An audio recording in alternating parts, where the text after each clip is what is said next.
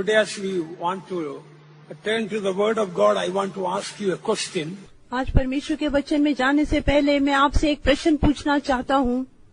Jesus told so many stories and they are written in the Gospels. यीशु ने बहुत सारी कहानियों को बताया और वे सब सुसमाचार में लिखी गई हैं।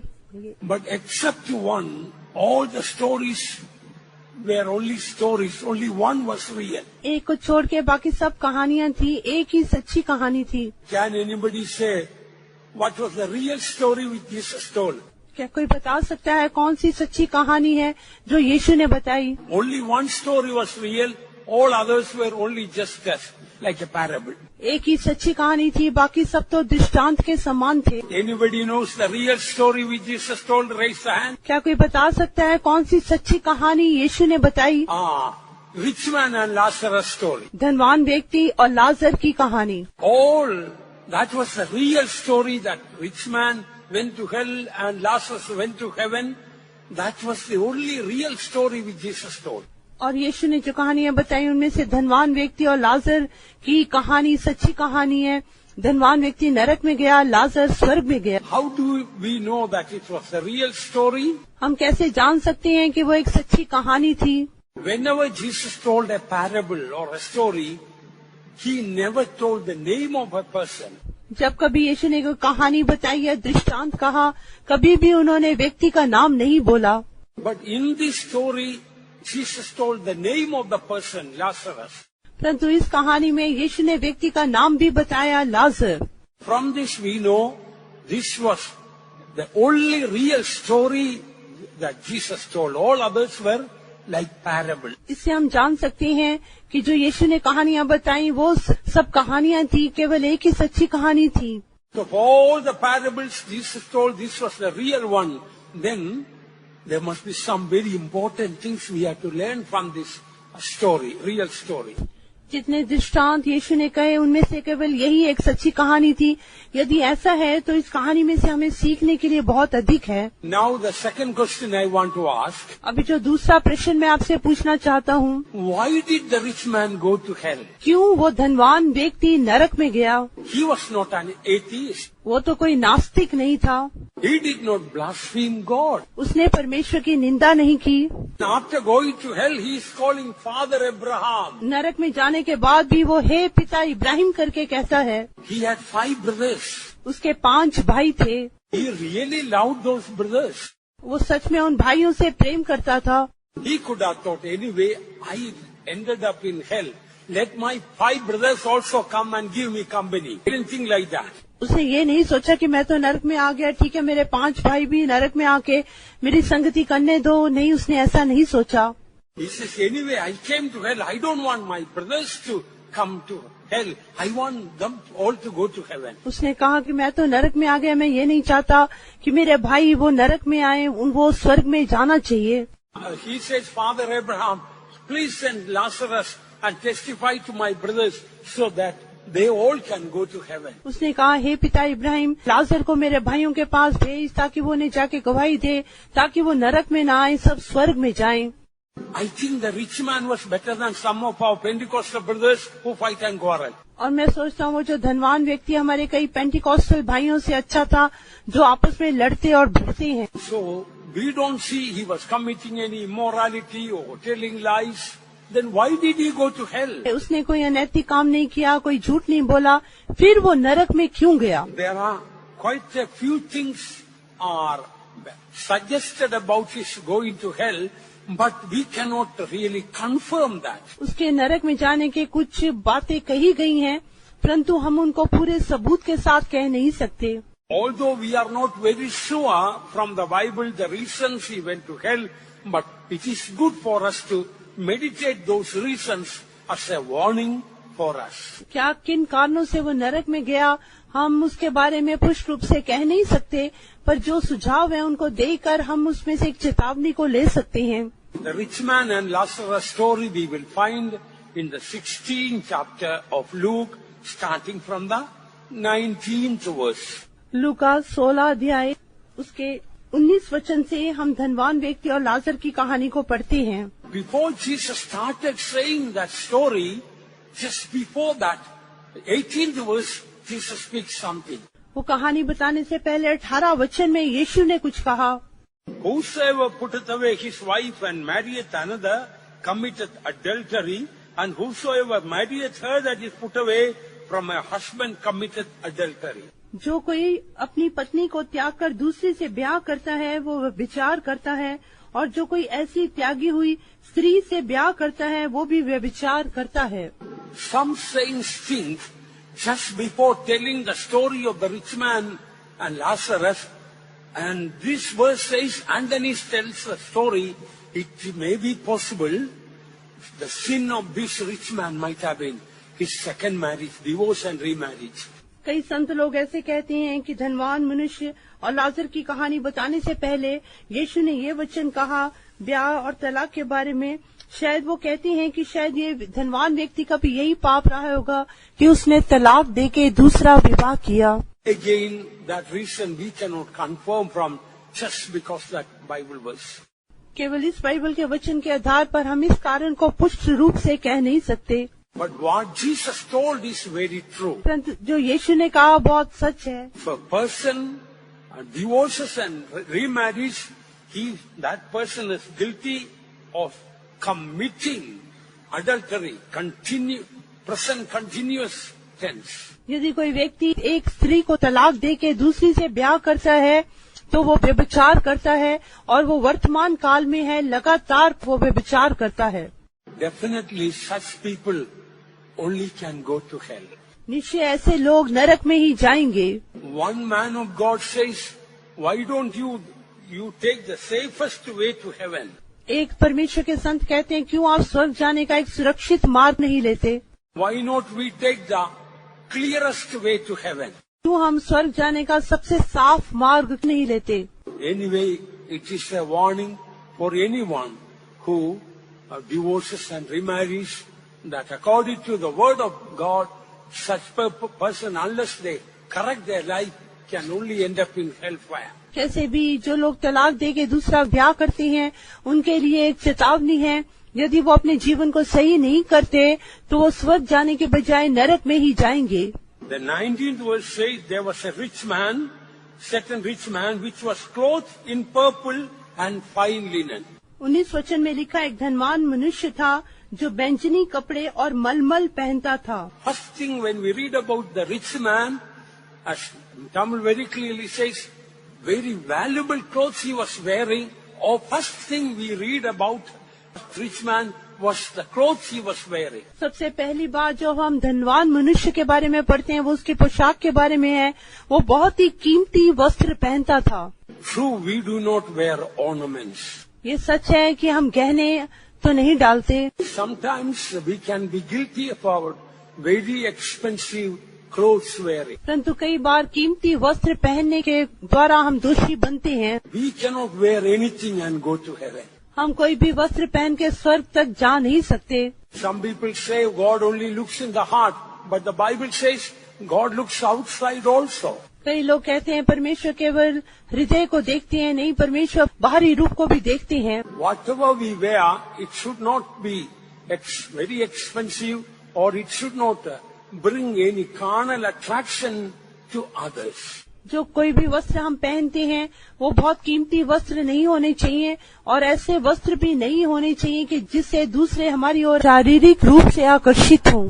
And he says he fared sumptuously every day. He was feasting every day. और आगे लिखा है प्रतिदिन सुख विलास और धूमधाम के साथ रहता था। In other words, not a single day he had time to fast. Every day he was feasting. दूसरे शब्दों में एक भी दिन उसके पास उपवास लेने के लिए समय नहीं था, हर दिन बहुत ही ज्यादा सुख विलास से रहता था। The other day a Muslim gentleman 2 days ago came to see me. 2 दिन पहले एक मुसलमान सभ्य व्यक्ति मुझसे मुलाकात करने के लिए आया। He says during the season, from early morning to 5:55 in the evening, without drinking water, I think whole month they are fasting. और उसने बताया कि सुबह से लेकर शाम को 5:55 तक बिना पानी के वो उपवास लेते हैं। मैं सोचता हूँ कि पूरा महीना वो ऐसे उपवास लेते हैं। He says from the age of 10 or 12 started that practice. उसने बताया कि 10 या 12 वर्ष की आयु से उसने ये बात आरंभ की हुई है। I told we Christians have to learn from you about this good example. मैंने उनसे कहा कि अच्छे उदाहरण को हम मसीही लोग आपसे सीखना चाहिए। So many dear children of God, they are not used to fasting. कई जो परमेश्वर के बच्चे हैं वो उपवास लेते ही नहीं। Bible says, the history says, Christian history says, Christians in the first century, they fasted twice a week. और बाइबल का इतिहास बताता है कि पहली सदी के जो मसीह थे वो सप्ताह में 2 बार उपवास लेते थे। Nowadays, so many Christians with so many excuses miss fasting and prayer. इन दिनों में कितने मसीह लोग कई बहाने लगा के उपवास की प्रार्थना नहीं करते। It greatly helps our spirit, soul and body. इससे हमारे आत्मा, प्राण, देह को बड़ी सहायता मिलती है। One doctor, Herbert Shelton, says that peptic ulcer, blood pressure, heart disease, hay fever, migraine, arthritis, asthma, multiple sclerosis, like that so many sicknesses can be healed by fasting. एक डॉक्टर हर्बर्ट शेल्टन कहते हैं आपका asthma, peptic ulcer, diabetes, blood pressure, heart disease, ए fever, migraine, arthritis, multiple cirrhosis ऐसी कई बीमारियां उपवास के द्वारा ठीक हो सकती हैं। Methodist Church founder John Wesley says that according to the Bible, a man who never fasted is no more on the way to heaven. और जो मेथोडिस्ट मिशन के जो संस्थापक हैं पास्टर जॉन वेस्ली, वो कहते हैं कि एक व्यक्ति जो उपवास नहीं लेता वो मसीह ही नहीं, वो स्वर्ग जाने के मार्ग में है ही नहीं। Some people's sickness is because they never fast. कई लोगों की बीमारी इसलिए होती है कि वो कभी उपवास लेते ही नहीं। One man of God says a gluttonous man digs his own grave with his teeth. एक व्यक्ति ने कहा कि एक जो पेटू व्यक्ति अपनी दांतों से अपनी कब्र को खोदता है। A great saint says a Christian who never fasted and prayed will be reduced to be the worst type of carnal man. एक बड़े संत ने कहा एक मसीह जो कभी भी उपवास लेके प्रार्थना नहीं करता वो बहुत ही बुरा शारीरिक व्यक्ति होके बदल जाएगा। Thoughts, words, deeds and dress all will betray his carnal, fleshly, beastly nature. उसके शब्द, उसकी पोशाक, उसकी व्यवहार सब उसके जो जानवर जैसे शारीरिक स्वभाव को प्रकट करेंगे। He may live like a beast and die like a beast because beasts do not fast. वो जानवर के समान जी सकता है, जानवर के समान मरेगा क्योंकि जो जानवर हैं वो कभी भी उपवास नहीं लेते। Beloved ones, if you neglected fasting, please start. I'm glad this Thursday, Friday, Saturday we have got fasting and waiting meetings. प्रियजनों, यदि कब आपने उपवास को बड़ी लापरवाही से लिया है तो अब से आप उपवास प्रार्थना आरंभ करें। हमारे लिए बृहस्पतिवार, शुक्रवार, शनिवार उपवास का दिन है। Look at this rich man who never fasted is now always feasting. Now he is in hell. He is having a very hard fasting without water. इस धनवान व्यक्ति को देखे जिसने कभी उपवास नहीं लिया और कभी भी उसने प्रार्थना नहीं की और बड़े सुख विलास से रहता था। अभी देखो वो नरक में गया और उसे वहाँ बहुत ही सख्त उपवास लेना पड़ रहा है, वहाँ पानी के बिना उपवास ले रहा है। The thing about the rich man, when he ended up in hell, in the 23rd verse we read, in hell he lifted up his eyes being in torments and seeth Abraham afar off and Lazarus in his bosom. एक और बात जो हम धनवान व्यक्ति के बारे में पढ़ते हैं 23 वचन में, और अधोलोक में उसने पीड़ा में पड़े हुए अपनी आंखें उठाई और दूर से इब्राहिम की गोद में लाजर को देखा। Abraham appeared far away from him. Ibrahim उससे बहुत दूर दिखाई दिया। In the Old Testament, particularly here, Abraham is a symbol of the presence of God. पुराने नियम में विशेषकर यहाँ पे जो इब्राहिम है वो परमेश्वर की उपस्थिति को दिखाता है। In other words, a rich man saw Abraham far away means rich man found God far away from him. एक तरह से उस धनवान ने इब्राहिम को बहुत दूर से देखा, वो परमेश्वर के सम्मुख से बहुत दूर होके दिखाई दिया। You see, while we are on earth, if we live close to God, after death also, we will be close to God. ध्यान से सुने, यदि इस पृथ्वी पर हम परमेश्वर के समीप रहेंगे तो मृत्यु के पश्चात भी परमेश्वर के समीप रहेंगे। Now, if you live far away from God, after death also you will see God is far away from you. यदि अभी आप परमेश्वर से दूर रहेंगे तो मृत्यु के बाद भी आप पाएंगे कि परमेश्वर आपसे बहुत दूर हैं। Dear child of God, today are you living close to the heart of God? परमेश्वर के प्यारे बच्चे, आज क्या आप परमेश्वर के हृदय के समीप एक जीवन बिता रहे हैं? English, there is a song called Near to the Heart of God. अंग्रेजी में ऐसा गीत है, परमेश्वर के हृदय के बिल्कुल समीप। There is a place of peace and rest near to the heart of God. और परमेश्वर के हृदय के बिल्कुल समीप एक शांति और विश्राम का स्थान है। A place where sin cannot molest near to the heart of God. और ऐसा स्थान जहाँ पाप हमें पीड़ित नहीं कर सकता, परमेश्वर के हृदय के पास। There is a place of sweet comfort near to the heart of God. परमेश्वर के हृदय के समीप एक बहुत ही मधुर एक आश्वासन है। Place where we, our Savior, meet near to the heart of God. एक स्थान जहाँ हम और हमारा उद्धारकर्ता मिलता है, वो है परमेश्वर के हृदय के समीप। A place where all is joy and peace near to the heart of God. एक पूरे आनंद और शांति का स्थान परमेश्वर के हृदय के समीप। Beloved ones, when we live close to the heart of God, our heart will become like the heart of God. प्रियजनों, यदि हम परमेश्वर के हृदय के समीप एक जीवन बिताएंगे, तब हमारा हृदय भी परमेश्वर के समान हो जाएगा। Full of peace, joy, love, grace, forgiveness, purity, humility, etc. पूरी शांति, आनंद, मेल, नम्रता, धीरज और पवित्रता से भरा हुआ जीवन। Your heart is far away from God. There is no satisfaction. There is no rest.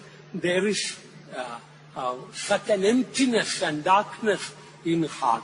यदि आप परमेश्वर के हृदय से दूर रहेंगे तो कोई भी संतुष्टि, कोई भी विश्राम आपके हृदय में नहीं होगा। आपका हृदय खाली और अंधेरे से भरा हुआ होगा। Today, if your heart is far away from God, God has not moved out. You moved out of God. यदि आज आपका हृदय परमेश्वर से दूर है, तो परमेश्वर तो आपसे दूर नहीं हुए, परंतु आप ही परमेश्वर से दूर हो गए हैं। Let us try and search and try our ways and come back to God. हम अपने मार्गों को जांच कर उन्हें सही कर लें और परमेश्वर के पास लौट आएं। Now while you are seated, please examine and see, are you close to the heart of God or is your heart far away from God?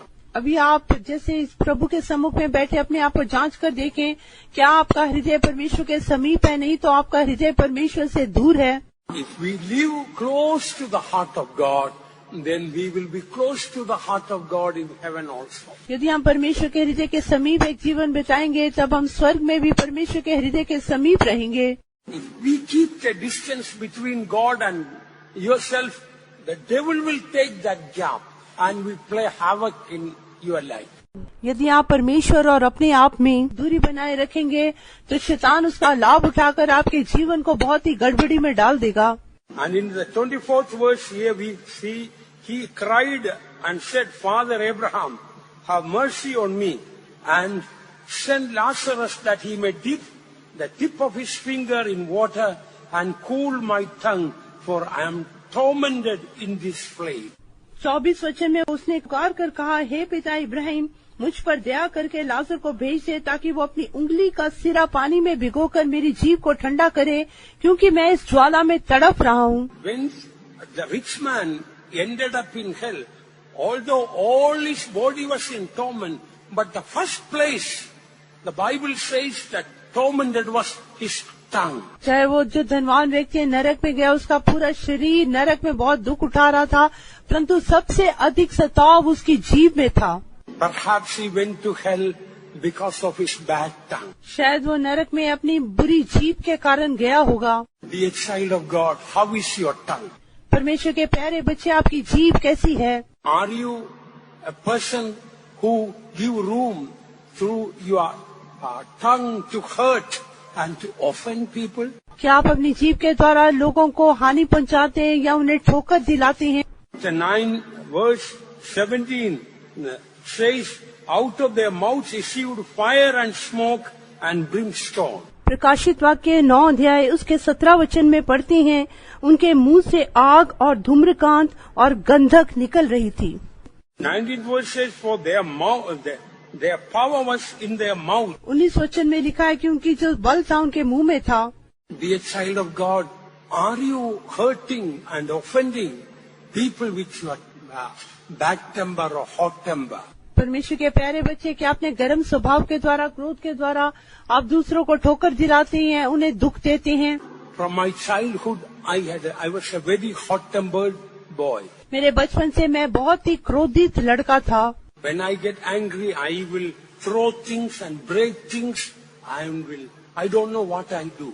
जब मुझे क्रोध आता था, मैं चीजें उठा के फेंकता था, चीजों को तोड़ता था। मैं क्या करता था मुझे खुद भी मालूम नहीं था। I did so many bad things. I spoke so many bad things with my hot temper. मैंने बहुत सारे बुरे काम किए, बहुत सारी बुरी बातें अपने क्रोधित स्वभाव के कारण कही। But after I got filled with the Holy Spirit, परंतु पवित्र आत्मा के अभिषेक से भरने के बाद I thought my hot temper will go, but it didn't go. मैंने सोचा मेरा क्रोध का स्वभाव दूर हो जाएगा, परंतु दूर नहीं हुआ। Only thing was that I will not do anything bad, but my tongue will speak as usual very bad thing. केवल इतना था कि मैं किसी से कोई बुराई तो नहीं करता था, परंतु मेरी जीभ दूसरों को बहुत बुरी बातें कहती थी। I will go and apologize to them for getting angry, but they will say, what is the use, you are going to get angry again. मैं अपने क्रोध के कारण दूसरों से जाके क्षमा मांगता था, परंतु वो कहते थे इसका क्या फायदा, आप तो फिर से क्रोध करोगे। Quite some time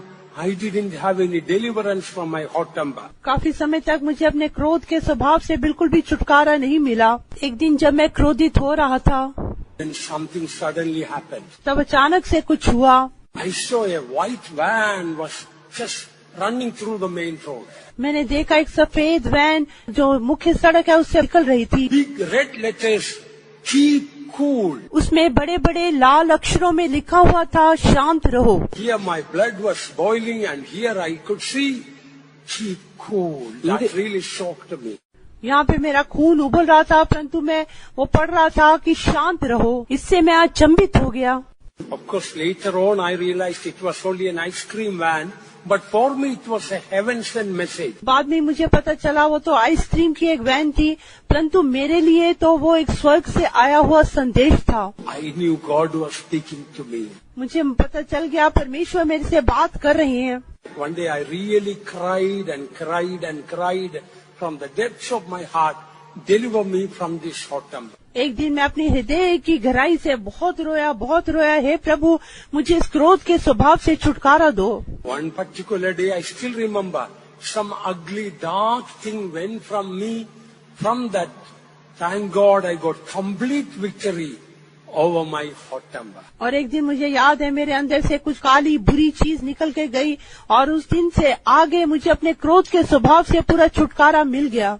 God who delivered me can deliver you also. परमेश्वर जिसने मुझे छुटकारा दिया वो आपको भी छुटकारा देगा। With the grace of God I can say even now if I want to get angry I cannot, because that spirit the Lord delivered me from. प्रभु के अनुग्रह से मैं आपको बताता हूँ, यदि अभी मैं गुस्सा करना चाहूँ भी तो मैं गुस्सा नहीं कर सकता, क्योंकि वो जो क्रोध की गुस्से की आत्मा है वो मुझसे निकल गई। Remember, death and life are in the power of the tongue. याद रखें जीव के वश में मृत्यु और जीवन है। An enlightening verse in James chapter 3 verse 6 about the tongue. जीव के बारे में याकूब की पत्री 3 अध्याय उसके 6 वचन में एक बहुत ही प्रकाशमान वचन है। And the tongue is a fire, a world of iniquity.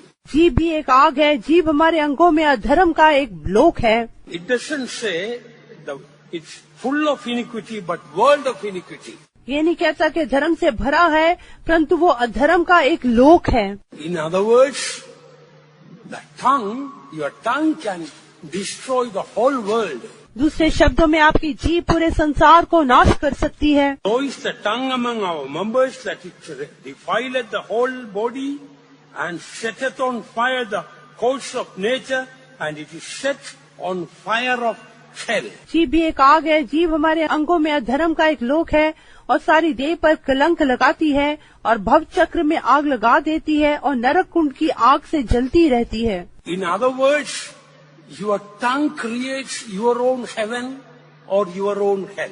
दूसरे शब्दों में आपकी जीभ आपके लिए स्वर्ग या नरक को बनाती है। If you marriage is hell, your tongue is hell. यदि आपका विवाह पूरा नरक के समान है, वो इस कारण से है क्योंकि आपकी जीभ नरक है। If you find your life is a hell, it's because your tongue is a hell. यदि आप पाते हैं कि आपका जीवन नरक के समान है, वो इसलिए है कि आपकी जीभ नरक है। If your tongue is heaven, your home will be heaven. यदि आपकी जीभ स्वर्ग है तो आपका घर भी स्वर्ग होगा। If your tongue is heaven, your life will be heaven. यदि आपकी जीभ स्वर्ग होगी तो आपका जीवन, आपका घर भी स्वर्ग होगा। Bible says the tongue is a fire. Bible कहती है जीभ भी एक आग है। Look at what the wise God has done when God created this fire, tongue. God put it in the water all the time. देखिए बुद्धिमान परमेश्वर ने क्या किया, जब परमेश्वर ने जीभ की सृष्टि की, उसे पानी में रखा। Say, look at your tongue. It's always kept in water. अपनी जीभ को देखिए, हमेशा वो पानी में रहती है। But how often it really comes out of that and creates problem. परंतु कितनी बार वो उसमें से बाहर निकलकर समस्या को उत्पन्न करती है। Please listen carefully. The Bible says, if you got an evil tongue, your future will be evil. ध्यान से सुने, बाइबल कहती है यदि आपकी जीभ बुरी है तो आपका भविष्य भी बुरा होगा। If your tongue is evil, your future will be evil. यदि आपकी जीभ बुरी है तो आपका भविष्य भी बुरा होगा। First Peter chapter 3 verse 10 we read, for he that will love life and see good days, let him refrain his tongue from evil and his lips that they speak no guile. पहला पत्रस 3:10 में पढ़ते हैं, क्योंकि जो कोई जीवन की इच्छा रखता है और अच्छे दिन देखना चाहता है, वो अपनी जीभ को बुराई से और अपने होंठों को छल की बातों करने से रोके रहे। So if your tongue is evil, you will not see good days but evil days.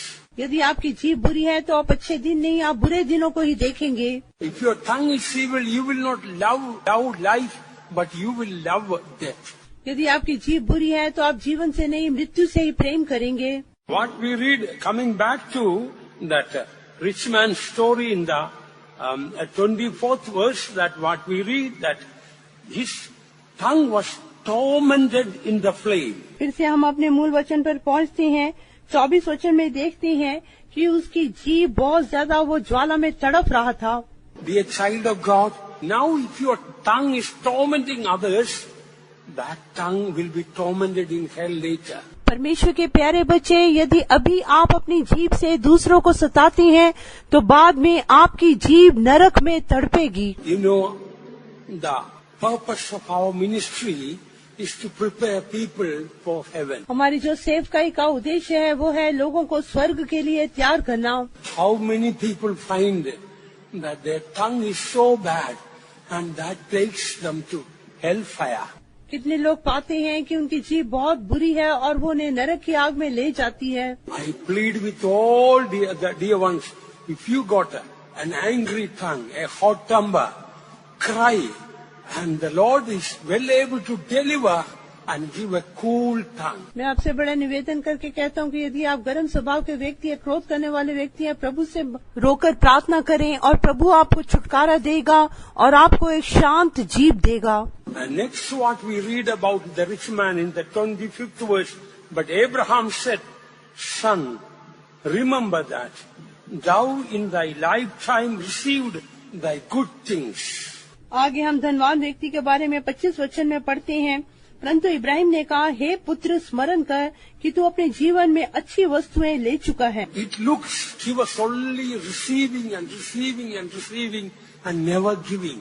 ऐसा प्रतीत होता था कि वो हमेशा लेता था, प्राप्त करता था, परंतु किसी को देता नहीं था। The rich man being a Hebrew, a Jew, he was supposed to give faithfully tithes and offerings, so obviously he never did that. जो धनवान व्यक्ति था वो एक इब्री था, एक यहूदी था, उसे बड़ी विश्वास योग्यता से अपने दशमांश को, अपनी भेंटों को देना था, परंतु उसने ऐसा कभी नहीं किया।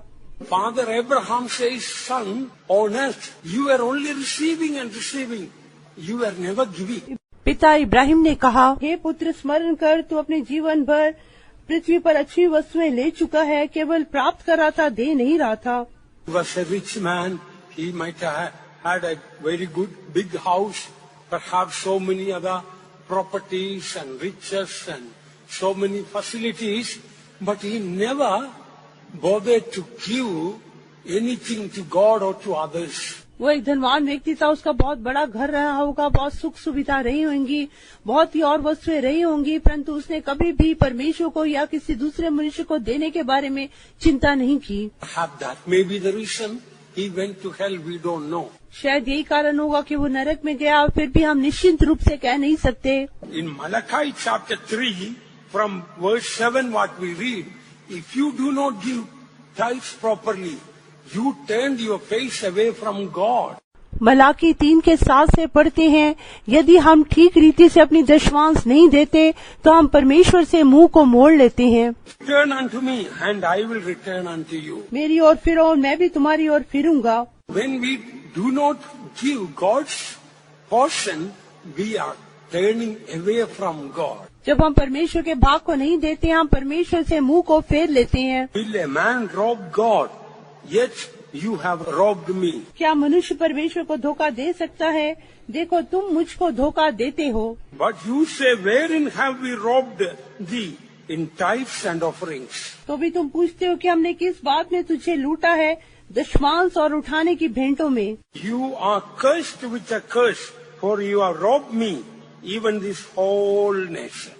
तुम पर भारी शाप पड़ा है, क्योंकि तुम मुझे लूटते हो, वरन सारी जाति ऐसा करती है। When we don't give God's portion, tithes and offering, we are not only robbing God, but we read we are inheriting a curse, not a blessing. जब हम परमेश्वर के भाग को, दशमांश और भेंटों को नहीं देते, तो न केवल हम परमेश्वर को लूटते हैं, परंतु हम पढ़ते हैं कि हम अपने लिए श्राप भी कमाते हैं। If you rob a man, the punishment may be small. यदि आप मनुष्य की चोरी करने से उसका दंड तो शायद छोटा होगा। If you go to the president or the prime minister's palace and rob, that is going to be very serious offense. परंतु यदि आप राष्ट्रपति या प्रधानमंत्री के घर में जाकर चोरी करते हैं, वो बहुत ही बड़ा अपराध गिना जाएगा। If you go and rob the next door, it may not come in the newspaper. But if you go and rob the president's palace, in the front page, big letters, it may come. यदि आप पास के घर में जाके पड़ोस में चोरी करने से, वो तो अखबारों में नहीं आएगा, परंतु राष्ट्रपति या प्रधानमंत्री के घर में जाके चोरी करने से अखबारों के पहले पन्ने पे बड़े अक्षरों में वो आएगा। I hope there is nobody here who is robbing God and inheriting a curse rather than a blessing. मैं सोचता हूँ यहाँ पे ऐसा कोई भी नहीं जो परमेश्वर से चोरी करता है और अपने लिए श्राप को कमाता है। In case anybody is in that state, today you must make a decision. And also when God will give the money, restore all the money you robbed from God. यदि आज कोई ऐसे अवस्था में है, तो आज आप फैसला करें। जब परमेश्वर आपको आशीष देगा, आपने जितना पैसा परमेश्वर से चुराया है, वो सारा पैसा परमेश्वर को वापस लौटा देंगे। The Bible says, except you pay the last penny, you will be put in the prison. Bible कहती है, जब तक आप अंतिम दमड़ी भर नहीं देंगे, आप बंदी गृह में आपको रहना पड़ेगा। And the next thing that we read about the rich man in the 26th verse, and beside all this, between us and you, there is a great gulf fixed, so that they which would pass from hence to you cannot, neither can they pass to us that would come from thence. अगली बात जो हम धनवान व्यक्ति के बारे में पढ़ते हैं, वो 26 वचन में है, और इन सब बातों को छोड़ हमारे और तुम्हारे बीच एक भारी गड्ढा ठहराया गया है कि जो यहाँ से उस पार तुम्हारे पास जाना चाहे वो ना जा सके, और न कोई वहाँ से जो इस पार आना चाहे आ सके। See, when the rich man landed in hell, he looked up and he wanted the Lazarus to come and dip his finger in water and cool his tongue. देखिए, जब धनवान व्यक्ति नरक में गया, उसने अपनी आंखें उठाकर लाजर को देखा और वो चाहता था कि लाजर अपनी उंगली पानी में डुबोकर उसकी जीभ को ठंडा करे। But Father Abraham told, there is a great gulf fixed between you and us. Therefore, we cannot come to you, you cannot come to us. परंतु पिता इब्राहिम ने कहा, हमारे और तुम्हारे बीच में एक भारी गड्ढा ठहराया गया है, न मैं हम वहाँ जा सकते हैं, न तुम यहाँ पर आ सकते हो। What is the spiritual meaning of this? इसका आत्मिक अर्थ क्या है? This great gulf shows your heart is away from somebody else's heart and you don't have a close relationship, something is blocking your relationship with your brother and your sister. ये जो भारी गड्ढा है इस बात को दिखाता है कि आपके अपने भाई या बहन से सही रिश्ता नहीं है।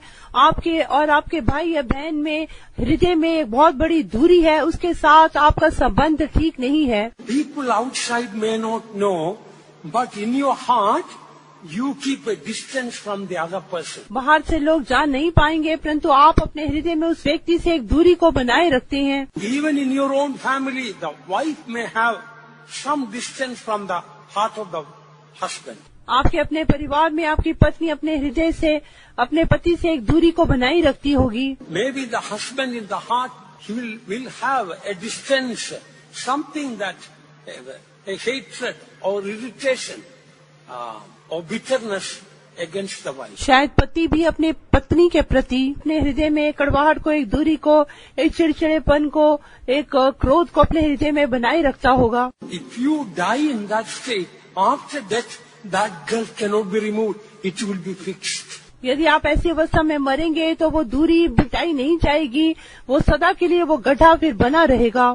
Examine your heart. अभी अपने हृदय को जांच कर देखें। You see that particular brother you don't like in your heart, you get irritated, you feel uneasy. जब आप उस विशेष भाई या बहन को देखते हैं, आप बहुत ज्यादा चिड़चिड़ापन, क्रोध को महसूस करते हैं। But others cannot see that. दूसरे लोग उसे बाहर से देख नहीं सकते। You know you don't like that person, that brother, that sister you don't like. आप जानते हैं कि आप उस विशेष भाई या बहन को पसंद नहीं करते। Earlier you liked that person, but now when you see that person, you want to turn away. पहले आप उस व्यक्ति को पसंद करते थे, परंतु अभी जब आप उस व्यक्ति को देखते हैं, अपना मुंह फेर लेना चाहते हैं। Earlier you used to speak to that person, but now you don't like to talk.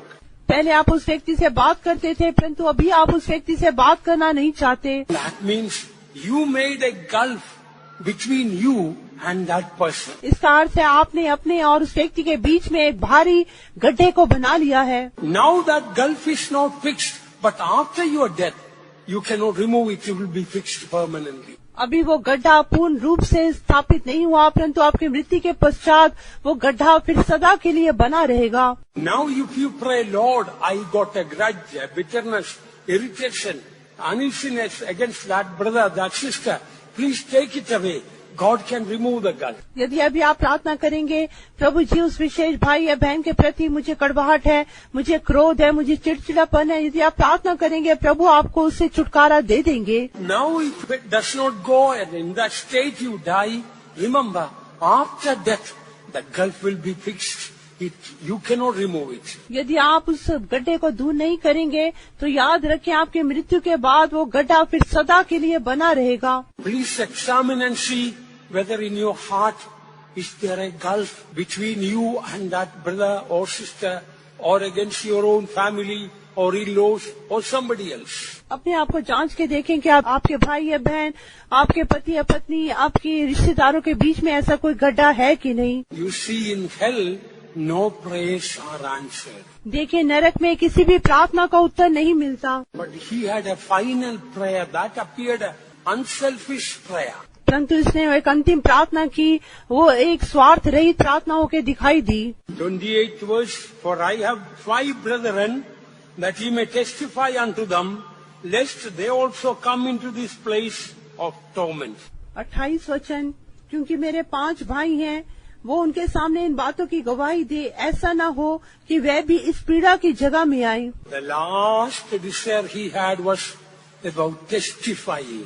अंतिम आग्रह जो उसका था वो है गवाही देने के बारे में। He never, while on earth, he never understood the importance of giving testimony. पृथ्वी पर रहने के समय उसने कभी भी गवाही देने की प्रमुखता को नहीं समझा था। I am not simply telling about testifying in the church.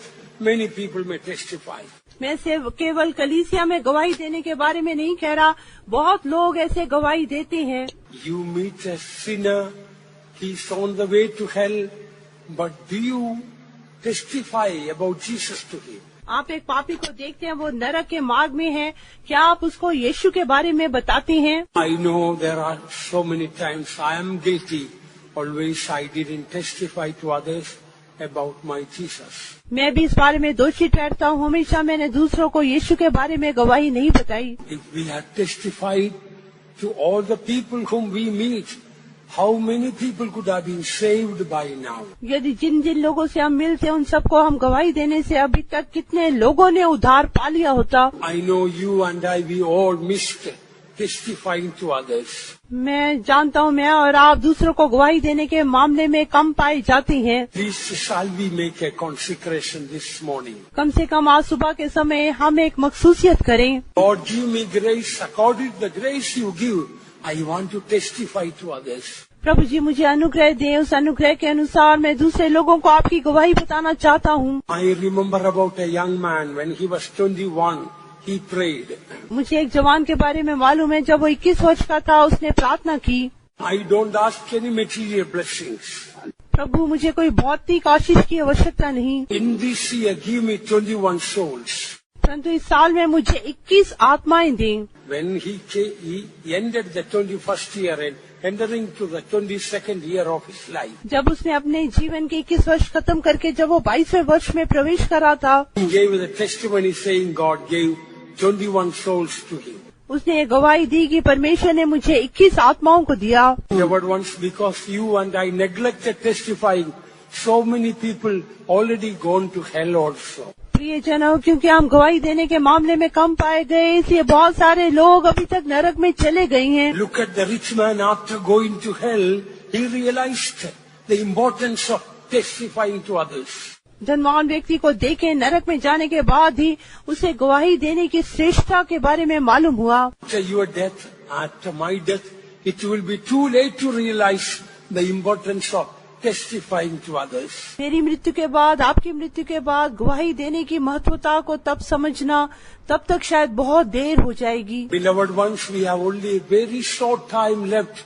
Jesus may come any moment. प्रियजनों, हमारे पास बहुत ही थोड़ा समय रह गया है, यीशु किसी भी लम्हा आ सकते हैं। I think for most of the people here seated, I think we may not die, but God wants us to fly. ज्यादातर जहाँ ये लोग बैठे हैं, मैं सोचता हूँ प्रभु नहीं चाहते कि हम मृत्यु को देखें, प्रभु चाहते हम सब उड़ के उनको मिले। Anyway, it is left into the hands of God to decide. कैसे भी इसका फैसला तो परमेश्वर के हाथों में ही है। In either case, we have only a little time to live on this earth. दोनों तरह से हमारे पास पृथ्वी पर रहने के लिए थोड़ा सा ही समय रह गया है। Please examine our heart.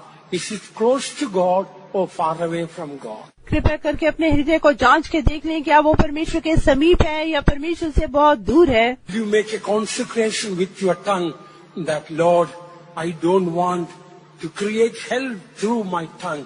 I want to create heaven. क्या अपनी जीव के बारे में एक महसूसियत करेंगे, प्रभु जी मैं अपनी जीव के द्वारा नरक नहीं स्वर्ग ही बनाना चाहता हूँ। Have you kept a gulf between you and other brothers and sisters? क्या आपने अपने और दूसरे भाई बहनों के बीच में एक दूरी को, एक गड्ढे को बना के रखा है? Today if we pray, the Lord can remove that gulf. यदि आज हम प्रार्थना करेंगे, प्रभु उस गड्ढे को, उस दूरी को दूर करेगा।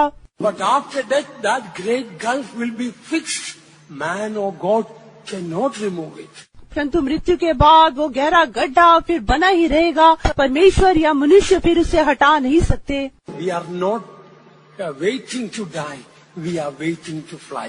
हम मरने के लिए नहीं, परंतु उड़ने के लिए हम प्रतीक्षा कर रहे हैं। Shall we make a consecration this new month? इस नए महीने में क्या हम एक मखसूसियत करें? Last 10 months in many ways I wasted. प्रभु जी पिछले दिनों में बहुत सारे महीनों, वर्षों को मैंने ऐसे व्यर्थ कर दिया। So many ways I grieved God and grieved others.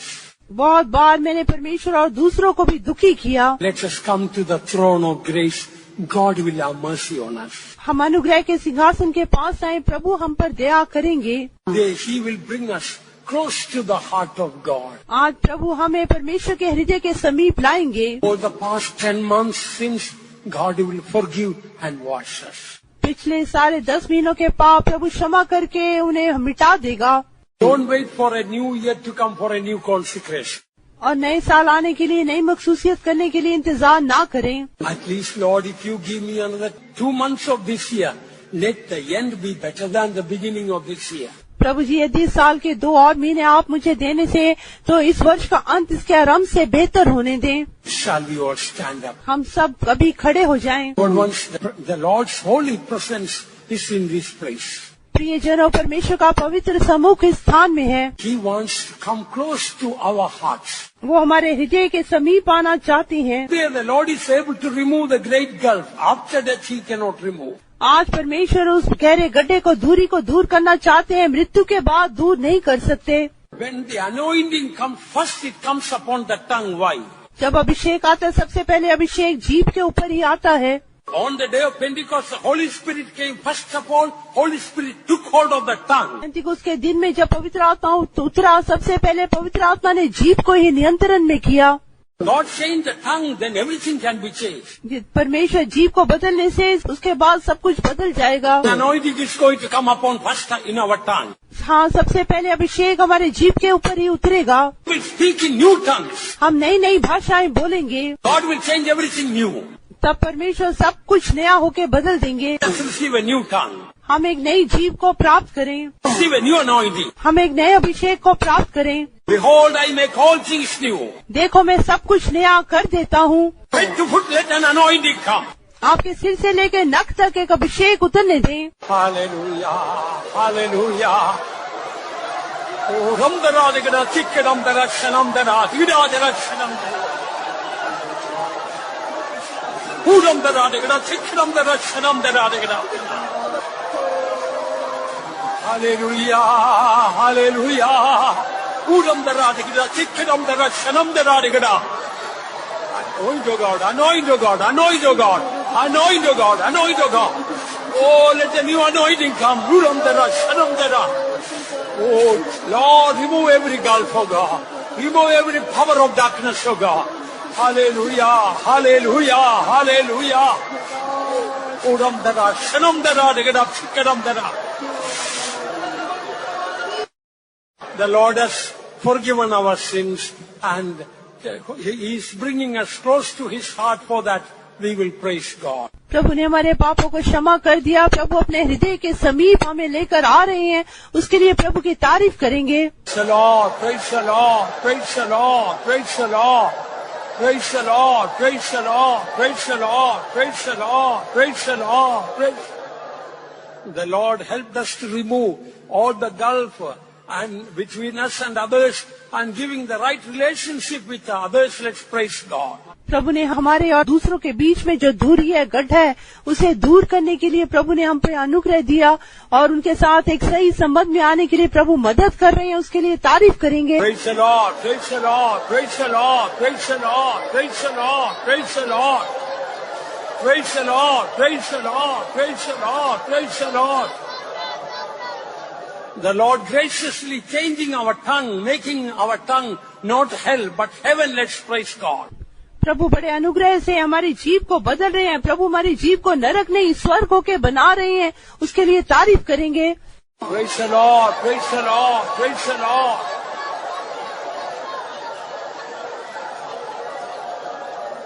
Gracious Lord, we thank you and praise you. You called us, Lord, not to damnation but by grace for salvation. Bless thy people. Change our life, O God. Help us all to be found ready to meet you when you come. In Jesus' name. Now may the grace of our Lord Jesus Christ, the love of God and the sweet fellowship of the Holy Spirit rest and abide with us all, now and until the Lord returns in glory. கர்த்தர் உங்களை ஆசீர்வதிப்பாராக. Hallelujah. Hallelujah.